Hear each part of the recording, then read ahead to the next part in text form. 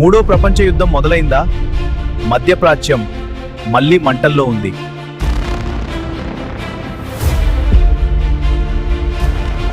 Iran, Israel, America ఈ మూడు దేశాల మధ్య పెరుగుతున్న ఉద్రిక్తత ప్రపంచాన్ని ఆందోళనకు గురిచేస్తోంది.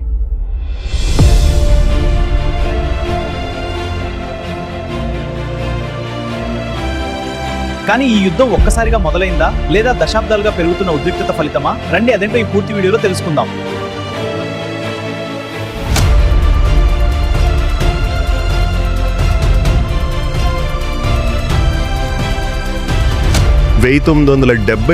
లో ఇరాన్లో జరిగిన ఇస్లామిక్ విప్లవం దేశ రాజకీయ దిశను పూర్తిగా మార్చింది. ఆ తర్వాత నుంచి ఇజ్రాయెల్పై ప్రత్యక్ష వ్యతిరేకత మొదలైంది. ఇజ్రాయెల్ మాత్రం తమ భద్రత విషయంలో ఎప్పుడూ అప్రమత్తంగా ఉండే దేశం. ఇరాన్ అణు ఆయుధాలు తయారు చేస్తుందేమో అనే అనుమానం అక్కడ ఎప్పటి నుంచో ఉంది. ఇక్కడి నుంచే ఉద్రిక్తత పెరిగింది.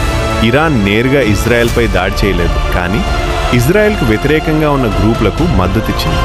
లెబనాన్లో హిజ్బుల్లా, గాజాలో హమాస్ ఇవి రాకెట్ దాడులు చేస్తే ఇజ్రాయెల్ ప్రతి దాడులు చేసింది. ఇలా నేరుగా కాకుండా ప్రాక్సీ వార్ కొనసాగింది. కానీ అసలు పెద్ద టెన్షన్ ఏంటంటే అణు కార్యక్రమం. ఇరాన్ చెప్తోంది, మా అణు ప్రోగ్రాం శాంతి ప్రయోజనాల కోసం మాత్రమే. కానీ ఇజ్రాయెల్ మరియు అమెరికా నమ్మడం లేదు. ఒకవేళ ఇరాన్ అణుబాంబు పొందితే మధ్యప్రాచ్యంలో శక్తి సమతుల్యత పూర్తిగా మారిపోతుంది. అదే ఇజ్రాయెల్కు పెద్ద భయం.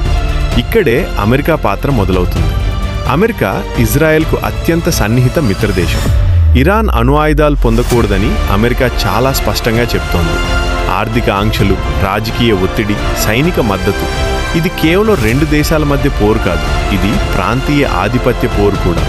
భద్రత భయం, మతపరమైన విభేదాలు, రాజకీయ వ్యూహాలు, చిన్న దాడులు, ప్రతిదాడులు, చివరకు పెద్ద యుద్ధం. కానీ ఈ యుద్ధంలో ఎక్కువగా నష్టపోతున్నది ఎవరు? సాధారణ ప్రజలే. ఇప్పుడు ప్రశ్న ఏంటంటే, ఈ పరిస్థితి ఎక్కడికి దారితీస్తుంది? శాంతి సాధ్యమా, లేక ఇంకా పెద్ద ఘర్షణ ఎదురా? ఇది కేవలం మధ్యప్రాచ్యం సమస్య కాదు, ప్రపంచ భవిష్యత్తుపై ప్రభావం చూపే అంశం. మరి ట్రంప్ మూడో ప్రపంచ యుద్ధం మొదలు పెట్టారంటారా? మీ అభిప్రాయం ఏమిటి? కామెంట్లో తెలియజేయండి. వీడియో నచ్చితే లైక్ చేయండి, హైప్ చేయండి. ఇలాంటి మరిన్ని విశ్లేషణల కోసం సబ్స్క్రైబ్ చేయండి.